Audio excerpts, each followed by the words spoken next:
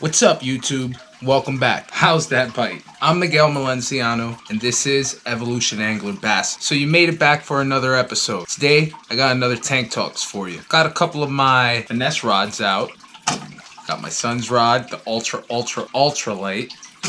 But today, I don't want to talk to you about any of these finesse rods in specific. I want to talk to you more about a concept, especially since I just came off of ordering a rod, officially stepping up in quality and price point. I just noticed, however, though there are rods that are budget friendly, once you start getting technique specific, sometimes price is not always synonymous with quality. And some of you might think I'm a little nuts, and I hope I don't lose some of you on this episode. Just follow where I'm going with this. So I guess I'll just get right to it. What I have in my hands here, this is a Walmart rod. This is a Shakespeare Micro Series ultralight rod, 4'6". Why am I bringing this rod up? I originally purchased this with the intentions of doing topwater pumpkin seed fishing from the bank at the pond with my son. $15 rod.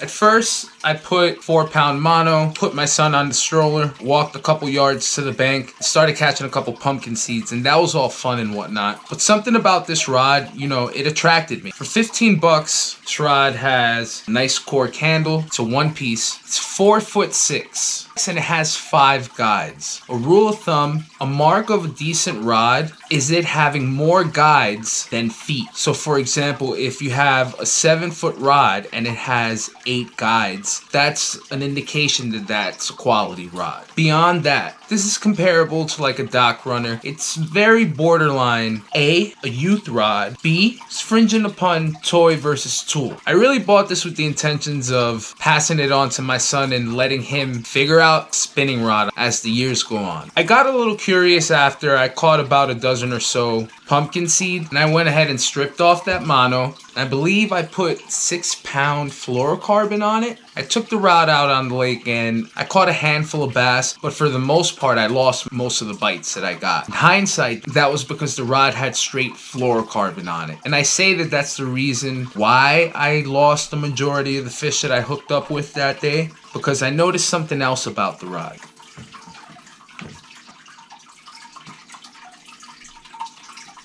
It is a moderate action rod. So to put fluorocarbon on a moderate action rod, it's like having an extreme version of a super duper big rubber band. Also at the time, I probably, from what I remember, had a 2-aught hook tied onto the line, and I probably want to say like a 4 or 5 inch Cinco.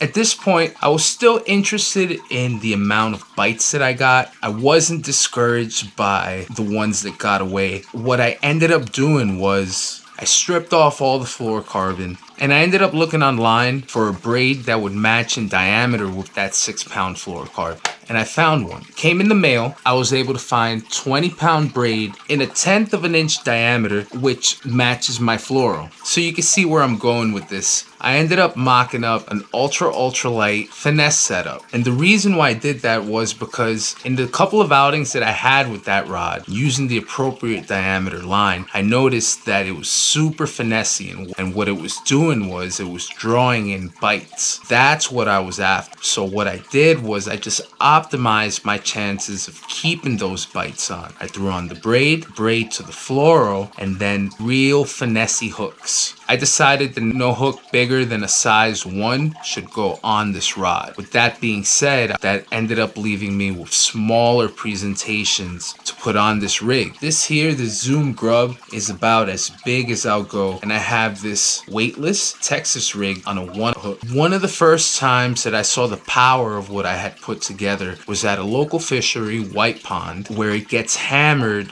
on the weekends, even on the week. So we're talking about pressured body of water, the shoreline of no bigger than about 2 miles, where you have kayakers, boaters, swimmers, people fishing from the bank, all sorts of action on a pond this small, about a small to a medium-sized pond. Again, it gets fishing pressure all the time, and in the heat of the summer, you can just imagine how hard it is to come by a couple bites during the day. So I pull up to this point. It's littered with kayaks and boats to the left and right of me. Everyone's about 40-50 yards apart. I pull up comfortably on the outside edge, casting in towards the point. In about 8 to 10 feet of water, I'd say. No electronics, just me and this rod, and real finesse applications that I had opened the door to that no one else around me was able to fish, because at best what they had was a medium light or a regular ultralight rod. While here I am fishing small diameter line in already as is real finesse applications. I remember at the time I was hover strolling. Hover strolling, it's a super finesse application that you need the lightest of lines for. I believe it comes from Japan, where basically you need a very thin diameter hook. You're just very lazily letting a minnow just float down. But it's all dependent on diameter of line and how you're able to let the bait present itself as it free falls in the water column. And when I tell you I was 10, 15, 20 fish in a span of 2-3 hours, and I just kept seeing boats around me disappear. I was literally the only person catching fish, and it was because I pieced this together. Even the reel on this is budget. This is a micro 500 size reel, a Shimano axe, but this is a Walmart deal as well. So I tell you that story not to pat myself on the back or because I think I'm a super genius because I was able to throw that combination together. I'm telling you this because not every time do you have to run out and just throw money at the problem. I'm a big proponent of learning up, which means you start at the most basic level and you progress on up, not just with tactics, but with actual equipment as well. You're going to want to learn the most basic forms of an item before you pick up a $5, a $6, a $7, an $800 rod. How would you feel picking up a $1,200 combo? I'm pretty sure you'd feel lost. This is a tool, not a toy, and I figured out a way to make it work. This one rod and reel was responsible for somewhere in the ballpark of 135, 140, 150 fish. And I mean,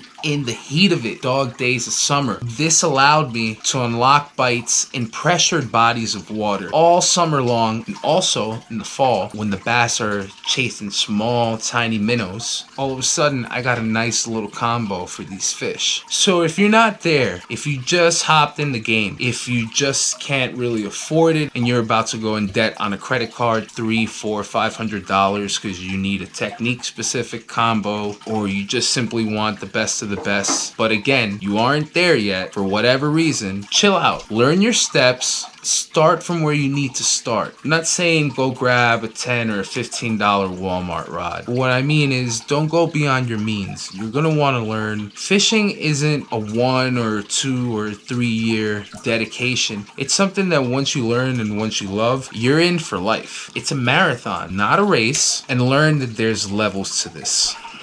I'm still fishing most of my first set of rods. I'm just jumping into my second, and I want to say mid-level price point set of rods, like literally just delving in, just ordered them. And this is my 6th year. Learn to differentiate tools from toys and really learn how to get by. You don't have to go crazy. Contrary to popular belief, you really don't. Use what works for you. My suggestion is if you can afford it, then you should be using it. But if you can afford it and your skills aren't there yet, then you probably shouldn't be using it just yet. So yeah, that is gonna be it for today's episode, YouTube. Thank you for joining me. I just wanted to give you that quick word in, and you know, if you're on the fence about buying something, but you might feel like you might be a little bit over your head in terms of price, or you're not even familiar with what technology might come on that item, then start from the bottom and learn prior technologies or the lower end predecessors to that item first before you dive into it. You know, just don't be afraid to put in that work, to put in that time. It'll be much much more satisfactory once you know you're there to then go ahead and jump into that rod, that reel, or that technique, because what I'm saying goes for techniques as well. You can't just start power shotting if you haven't thrown a drop shot. I mean, you can, but do you really know what you're doing? I've got a little editing to do, so I'm gonna let you all go for now. Again, hit that subscribe button, hit the like button, hit the notifications bell. We've got some interesting content coming for you in the next couple days. For now, I'm Miguel Malenciano. He's Bilo. This is Evolution Angler Bassin, and I'll catch you next time.